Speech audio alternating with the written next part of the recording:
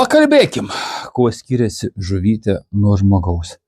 Jūs dažnai klausėt, ką aš vadinu žuvytėm, kodėl vadinu žuvytėm. Pakalbėsim apie vieną kriterijų. Yra vienas kriterijus, kuris skiria žmogų nuo žuvytės. Pagrindinis. Yra daugiau kriterijų. Pirmas kriterijus tai mąstymo turėjimas, mokėjimas mąstyti arba nemokėjimas mąstyti, turėjimas abstraktų mąstymą ir turėjimas kritinio mąstymo. O dabar galim paimti vieną pavyzdį. Visiems labai žinoma, aišku, suprantama, jau 3 metus to situacijoje mes visi gyvenam. Įvykiai Ukrainoje. Ten vasarį kažkur gilinta, ten 23 metais, ten taram baram, ten speciali karinė operacija, ar ten karas, vadinkit kaip norit, esmės nekeičia. Ir didžioji Lietuvos žmonių dalis puolė palaikyti Ukrainą. Visų pirma, nesuprasdami, kad karas visą laiką turi pabaigą. Po karo reikės kažkaip tai bendrauti su abiem pusėm. Nesvarbu, ar pralaimės, ar laimės, nes paprastai dažniausiai viena iš pusių pralaimi.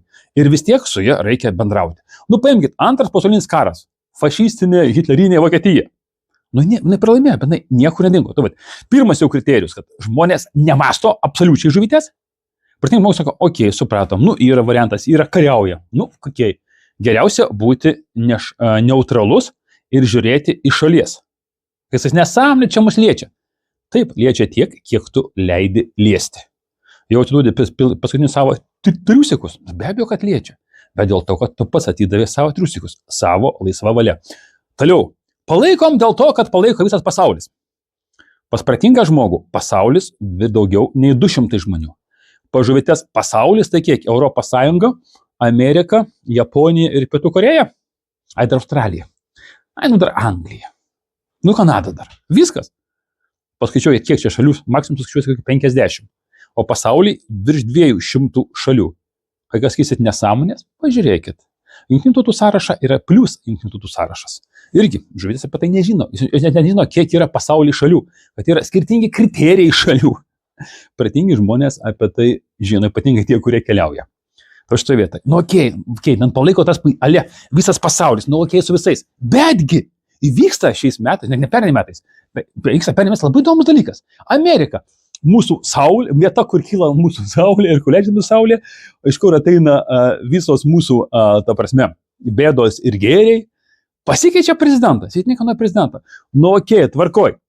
Pamastykitgi, jeigu galingiausios valstybės prezidentas sako, padarėm klaidų, kažką tai reikia pataisyti. Ką daro žuvytės?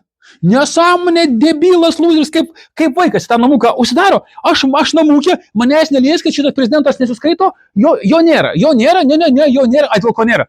Dėl to, kad jūs debilas. Pratingas žmogus supranta, kad debilas negali pakliūti į prezidento postą. Kas tai Bidenas, jūs nebuvo suplanuoti, gal kai kurių jūsų tėveliai net nebuvo suplanuoti. Kai Bidenas jau lankėsi Tarybų sąjungoje. Bidenas politikas tikriausiai nuo pampersų. Ir Bidenas buvo pratingas politikas. O kokią taktiką naudoja? Žuvytėm tai. Jos nesupranta, kad politikai, vėlgi, ne žuvytės neturi to mąstymą, vėlgi kitas kriterijus, ne kriterijus, kaip ir pavyzdys. Žuvytės nesupranta, kad politikas vieną daro, 3 galvoja, 4 šneka. Taip, tai yra tokia politika. Šitoje vietoje. Tai kur bežiūrėk, atėjo naujas prezidentas.